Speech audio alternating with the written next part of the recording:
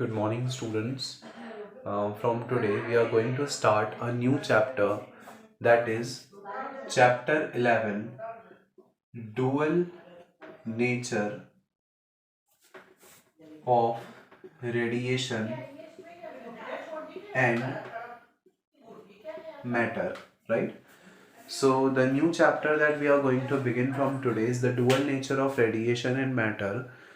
So, as the name of the chapter suggests, that in this chapter we are going to discuss about the dual nature of light की जो light है वो dual nature possess करती है, that is radiation as well as the matter. So हमने पढ़ा ray optics में और वेव ऑप्टिक्स में हमने ये चीज़ डिस्कस की कि लाइट को लेकर अलग अलग साइंटिस्ट ने अपनी थ्योरी दी थी. सबने लाइट का अलग अलग नेचर बताया था, जिसमें सबसे पहले आई थी न्यूटन की कॉर्पस्कुलर थ्योरी.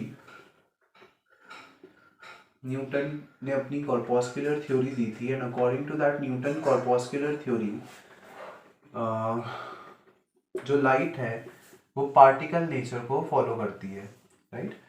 तो सबसे पहली थी न्यूटन की corpuscular theory and according to that Newton's corpuscular theory, light हमेशा पार्टिकल नेचर को फॉलो करती है.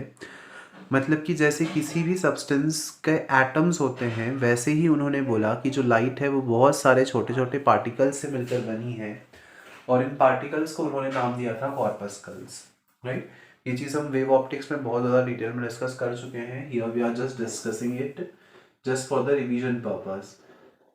उसके बाद कुछ कारणों से हाइगन की जो कॉर्पस्कुलर थ्योरी थी वो फेल हो गई थी और ये बोला गया कि लाइट पार्टिकल नेचर को फॉलो नहीं करती है. इसके बाद आई हाइगन की वेव थ्योरी और हाइगन ने बोला कि जो लाइट है वो एक वेव के फॉर्म में ट्रेवल करती है. राइट. न्यूटन ने बोला था कि इस तरीके से छोटे छोटे पार्टिकल्स, जिनको उन्होंने नाम दिया था कॉर्पस्कल्स. हाइगन ने बोला कि लाइट इस तरीके से वेव के फॉर्म में ट्रेवल करती है. But later on, due to some reasons, हाइगन की थ्योरी भी जो थी वो फेल हो गई थी और ये बोला गया कि लाइट जो है वो वेव नेचर को फॉलो नहीं करती है. इसके बाद फाइनली प्लांक की थ्योरी आई और एज पर प्लांक ने बोला कि लाइट ना तो कम्प्लीटली पार्टिकल नेचर को फॉलो करेगी, मतलब कि लाइट ना तो कम्प्लीटली मैटर है और ना ही कम्प्लीटली वेव नेचर को फॉलो करेगी, ना मतलब कि ना ही वो वेव है. मतलब ना तो लाइट पार्टिकल है, मतलब कि मैटर है, ना ही लाइट वेव है, बल्कि लाइट जो है वो इन दोनों की ही तरह बिहेव करती है. मतलब कि लाइट जो है वो डुअल नेचर को फॉलो करती है. मतलब कभी लाइट जो है वो पार्टिकल नेचर को फॉलो करेगी और कभी जो लाइट है वो वेव नेचर को फॉलो करेगी. And in this chapter we are going to discuss about the dual nature of radiation and the matter, कि किन सर्कमस्टेंसेस में लाइट रेडिएशन की तरह बिहेव करती है और किन सर्कमस्टेंसेस में मैटर की तरह प्रोपोगेट होती है. राइट. सो बेसिकली इस चैप्टर में यही सारी चीज़ें हम लोग डिस्कस करेंगे. तो सबसे पहले अगर हम देखें तो तो इस चैप्टर की शुरुआत करने से पहले हम सबसे पहले इलेक्ट्रॉन्स की डिस्कवरी के बारे में बात करते हैं. किस तरीके से इलेक्ट्रॉन्स की डिस्कवरी हुई, इलेक्ट्रॉन्स पर जो चार्ज है, जो इलेक्ट्रॉन्स का मास है, उन सबको किस तरीके से कैलकुलेट किया गया, ये सारी चीज़ें हम लोग यहाँ पे डिस्कस करेंगे before understanding the dual nature of radiation and the matter. ये सारा. तो सबसे पहले बेसिकली सर जे जे थॉमसन ने हमको सर जे जे थॉमसन सर जे जे थॉमसन की डिस्कवरी है अबाउट द इलेक्ट्रॉन्स. बेसिकली उन्होंने क्या किया, एक डिस्चार्ज ट्यूब में इलेक्ट्रॉन्स की डिस्कवरी कैसे हुई आप ऑलरेडी पढ़ चुके हैं इन द प्रीवियस क्लासेस. यहाँ पे हम जस्ट एक रिवीजन पर्पस के तौर पे उसको डिस्कस कर रहे हैं. तो बेसिकली उन्होंने क्या लिया, एक डिस्चार्ज ट्यूब ली जिसमें कि लो प्रेशर जो है वो क्रिएट किया गया. Right. So this is nothing but a discharge tube और यहाँ से जो लो प्रेशर है वो क्रिएट किया गया था.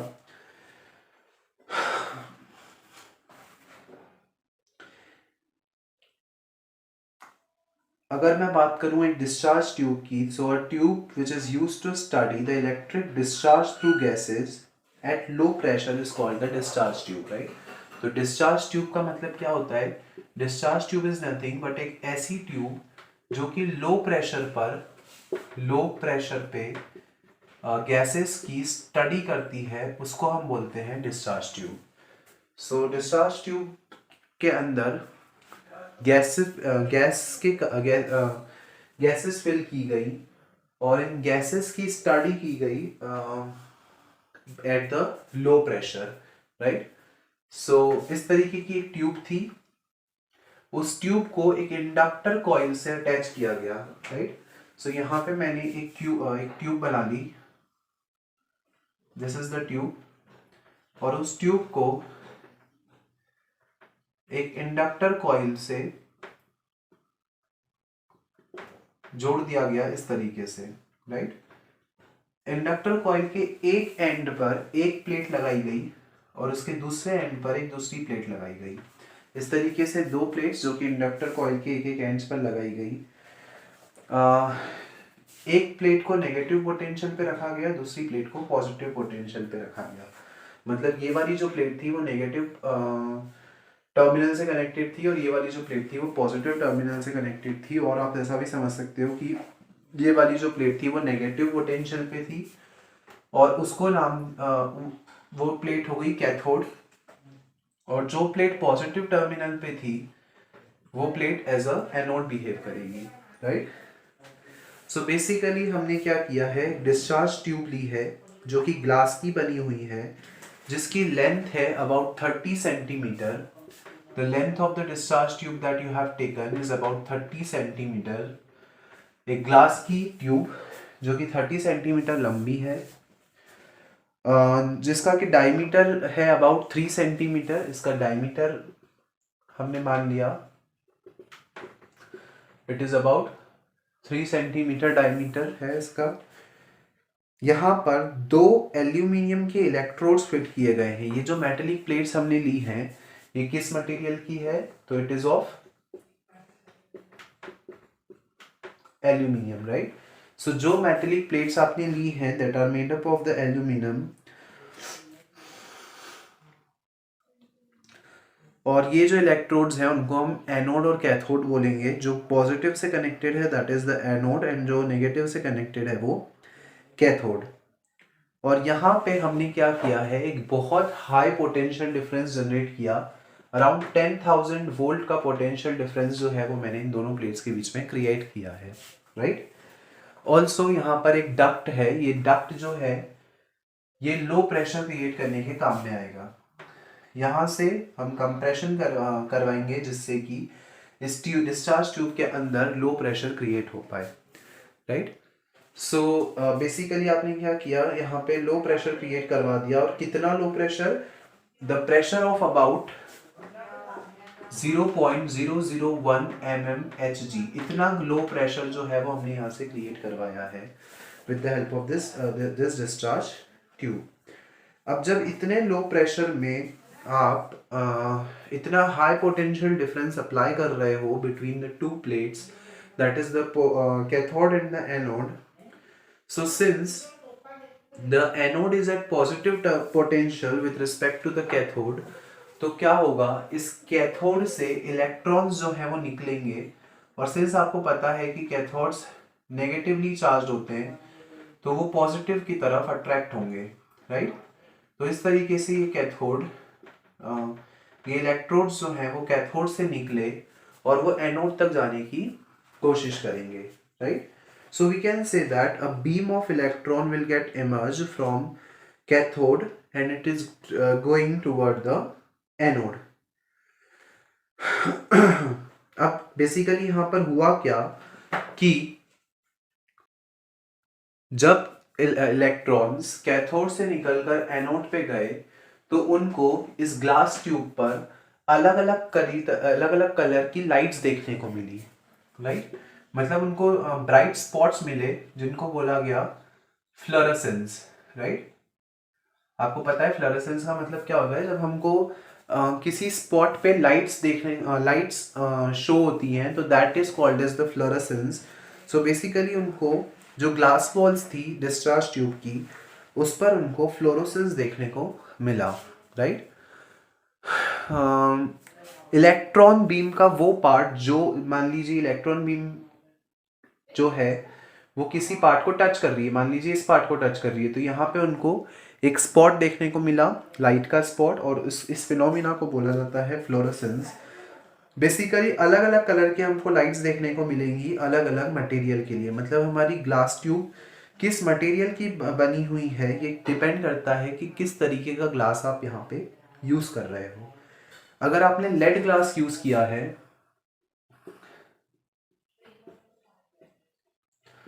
तो जो स्पॉट आपको मिलेगा वो ब्लू कलर का मिलेगा, राइट। अगर आपने सोडा ग्लास यूज किया है तो ग्रीन कलर का स्पॉट जो है वो आपको मिलेगा। ये these are the types of glasses: lead glass, blue spot, soda glass, green spot.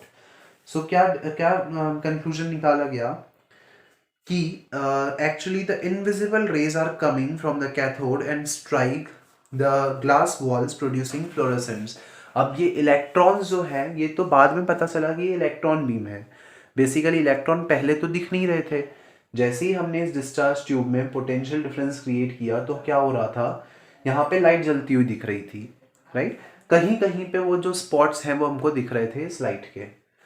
क्या कंक्लूजन निकाला गया कि एक इनविजिबल बीम ऑफ इलेक्ट्रॉन्स है। इलेक्ट्रॉन्स की डिस्कवरी तो हालांकि बाद में पता चला कि वो इलेक्ट्रॉन्स हैं। ऐसा बोला गया कि कुछ इनविजिबल पार्टिकल्स जा रहे हैं कैथोड से एनोड की तरफ एक रे के फॉर्म में, राइट। और ये जो रे जा रही थी, इसी रे को नाम दिया गया कैथोड रे। चूंकि ये कैथोड से जा रही थी इसलिए इस रे को नाम दिया गया कैथोड रे। और ये इनविजिबल पार्टिकल्स थे जो कि दिखाई नहीं दे रहे थे। ऑब्वियसली बात है कि इलेक्ट्रॉन्स बहुत छोटा होता है जिसको कि देख पाना ऑब्वियसली पॉसिबल नहीं है। बाद में William crook was a scientist. उन्होंने इस इलेक्ट्रॉन्स की डिस्कवरी की। William crook, he was a scientist. उन्होंने बाद में इस कैथोड रे की स्टडी की और उन्होंने बताया कि कैथोड रे में ये जो इनविजिबल पार्टिकल्स हैं जिसकी बीम एक इलेक्ट्रोड से दूसरे इलेक्ट्रोड तक जा रही है, they are nothing but they are the electrons, right. इस तरीके से इलेक्ट्रॉन्स की डिस्कवरी हुई कि इलेक्ट्रॉन्स ऐसे पार्टिकल्स हैं जो कि बहुत हाई काइनेटिक एनर्जी के साथ कैथोड से एनोड की तरफ जा रहे हैं। सर जे थॉमसन ने इस पर स्पेसिफिक चार्ज जो है उसकी वैल्यू को कैलकुलेट किया। स्पेसिफिक चार्ज आपको पता है, केमिस्ट्री में आपने पढ़ा होगा, E/m का जो रेशो है, that is E is the charge on electron, m is the mass on the electron. E/m का जो रेशो है that is the specific charge on the electron. Sir J Thompson ने स्पेसिफिक चार्ज ऑफ इलेक्ट्रॉन की value हमको discover करके बताई which was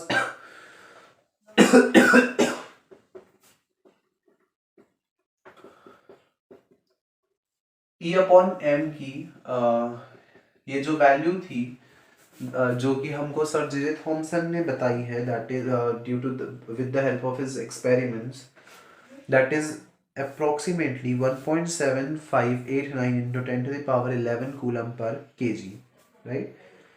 और ये जो इलेक्ट्रॉन, विलियम क्रूक ने तो ये बताया था कि कैथोड से एनोड तक कोई चार्ज है वो जा रहा है। उन पार्टिकल्स को जो नाम दिया गया वो भी किसके द्वारा दिया गया, सर जे थॉमसन के द्वारा, राइट। तो ये जो इलेक्ट्रॉन्स की हम बात कर रहे हैं, ये इलेक्ट्रॉन्स किसकी डिस्कवरी है? Basically the electrons is the discovery और the name electron is being given by the sir J Thomson in year 1897।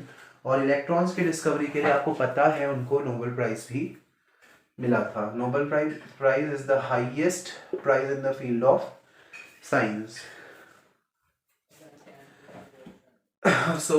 इस तरीके से इलेक्ट्रॉन्स की जो है डिस्कवरी है वो हुई। इसके बाद रॉबर्ट एंड्रयू मिलिकन, अब बात करते हैं कि इलेक्ट्रॉन की डिस्कवरी तो हो गई कि इलेक्ट्रॉन जो है वो एक तरीके का नेगेटिव चार्ज है जो कि कैथोड से निकल के एनोड की तरफ जाता है, राइट। अब बात आई कि इलेक्ट्रॉन पे चार्ज कितना होता है, इलेक्ट्रॉन का मास कितना होता है, इन सब चीजों के बारे में जो डिस्कवरीज हैं वो किस तरीके से हो पाई और किस तरीके से हमको इलेक्ट्रॉन का मास, इलेक्ट्रॉन पे चार्ज, ये सारी चीजें हमको कैसे पता चली, सो वो समझते हैं। सो Robert Andrew Millikan, he was also a scientist.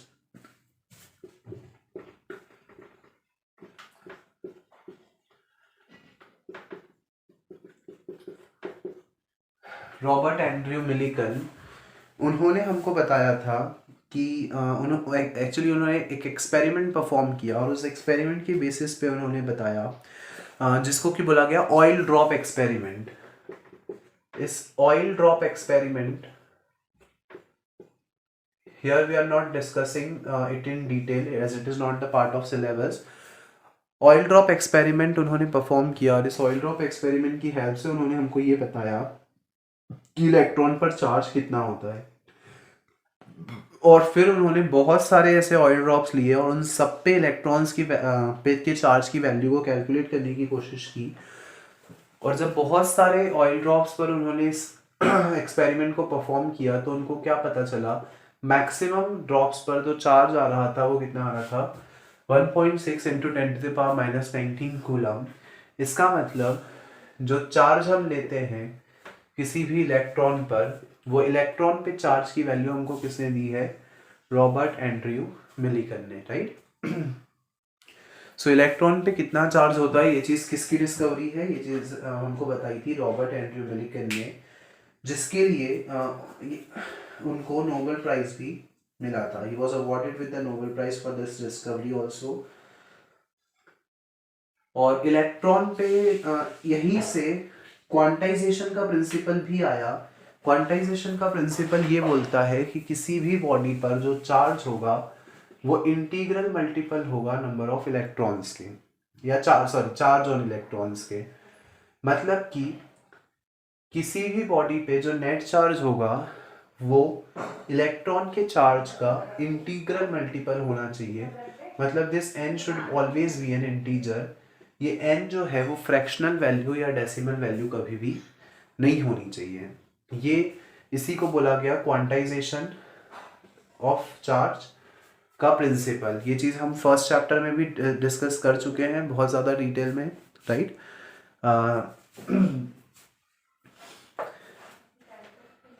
इसलिए हम इसको यहाँ पे बहुत ज़्यादा डिटेल में डिस्कस नहीं करेंगे। This n should be N integer, it should be 1, 2, 3 and so on. It should not be 1/2, 2/3, 4/5 और कोई भी फ्रिक्शन या डेसिमल नंबर नहीं होना चाहिए, राइट। इसके पीछे का रीज़न ये है कि किसी भी बॉडी पर जो चार्ज होगा वो इलेक्ट्रॉन का ही इंटीग्रल मल्टीपल होना चाहिए, बिकॉज कोई भी बॉडी इंटीजर में ही इलेक्ट्रॉन्स को डोनेट या एक्सेप्ट कर सकती है। ऐसा तो पॉसिबल नहीं है कि कोई बॉडी आधा इलेक्ट्रॉन डोनेट करे या 2.5 इलेक्ट्रॉन या 3.25, 4.5, 5.5 इस तरीके से इलेक्ट्रॉन्स को डोनेट या एक्सेप्ट करे, राइट। सो इसीलिए किसी भी बॉडी पर जो चार्ज होगा वो इलेक्ट्रॉन का इंटीग्रल मल्टीपल होना चाहिए। इसी को बोला गया क्वांटाइजेशन ऑफ चार्ज, और इसके लिए मिलिकन को नोबेल प्राइज मिला था इन द ईयर 1923।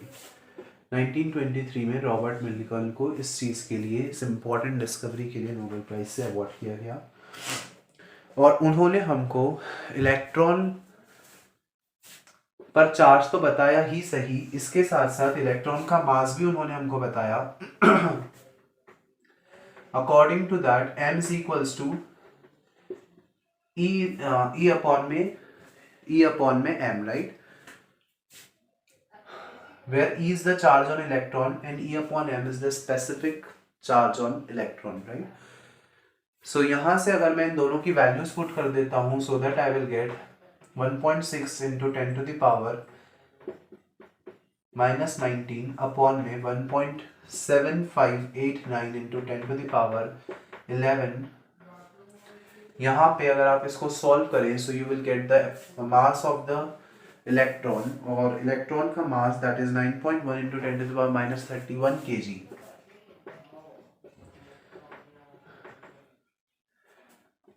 इलेक्ट्रॉन का ये जो मास हमको पता चला बेसिकली, वो भी हमको किसने बताया, रॉबर्ट एंड्रयू मिलिकन ने। सो इस ऑयल ड्रॉप एक्सपेरिमेंट की हेल्प से उन्होंने charge on electron, mass on electron और क्वांटाइजेशन ऑफ चार्ज, इन सारी चीज़ों की डिस्कवरी की, राइट। सो इस तरीके से इलेक्ट्रॉन जो है उसकी कंप्लीट डिस्कवरी हुई। क्वांटाइजेशन ऑफ चार्ज पे बेस्ड एक छोटा सा न्यूमेरिकल कर लेते हैं just for the recall purpose, ताकि आपको वो टॉपिक रिकॉल हो जाए। सो क्वांटाइजेशन ऑफ चार्ज एक सिंपल सा क्वेश्चन है दैट कोई बॉडी है जिस पर नेट चार्ज है 4.6 इंटू 10⁻⁻19 कूलम। इस तरीके से आपको एक क्वेश्चन आ सकता है कि एक बॉडी है जिस पर इतना चार्ज है, तो बताइए कि क्या ये स्टेटमेंट ट्रू है या फॉल्स है, राइट। क्या ऐसा पॉसिबल है या नहीं है कि किसी भी बॉडी पर इतना चार्ज हो। तो हम कैसे निकालेंगे, we know that Q is equals to any, किसी भी बॉडी पे चार्ज कितना दिया हुआ है 1.6 into 10⁻⁻19 n as it is. Electron पे चार्ज कितना हो जाएगा 1.6 इंटू 10⁻⁻19 कूलम, राइट। यहाँ से आपने n की वैल्यू निकालनी 4.6 इंटू 10⁻⁻19 अपॉन में 1.6 इंटू 10⁻⁻19। 10⁻⁻19 से 10⁻⁻19 मैंने कैंसिल कर दिया। अब जो टर्म्स बची हैं डेसिमल से डेसिमल कैंसिल। अगर यहाँ 48 होता तो 3 टाइम्स कंप्लीटली चला जाता, बट सिंस 48 नहीं है, सो ये 2 पॉइंट समथिंग आ रहा है, और आपको पता है कि this n should be a complete integer. Decimal में है तो वो एक्सेप्टेबल नहीं है। इसका मतलब ये जो स्टेटमेंट था वो फॉल्स था। ऐसी बॉडी पॉसिबल नहीं है जिस पर इतना चार्ज प्रेजेंट हो, जो कि आपको यहाँ पे गिवन है क्वेश्चन में, राइट। तो इस तरीके से हम सिंपल जो I hope the topic is been recall to you now. इस तरीके से हम सिंपली कुछ क्वेश्चंस को सॉल्व कर सकते हैं that are been asked you on the principle of quantization of charge. So इस तरीके से इलेक्ट्रॉन्स की डिस्कवरी हुई। That's all for today's class, students. In our next class, we are going to study the further topics. That is the electron volt. क्या होता है, और भी काफ़ी सारी चीज़ें हम लोग पढ़ेंगे about this chapter. So that's all for today. Thank you.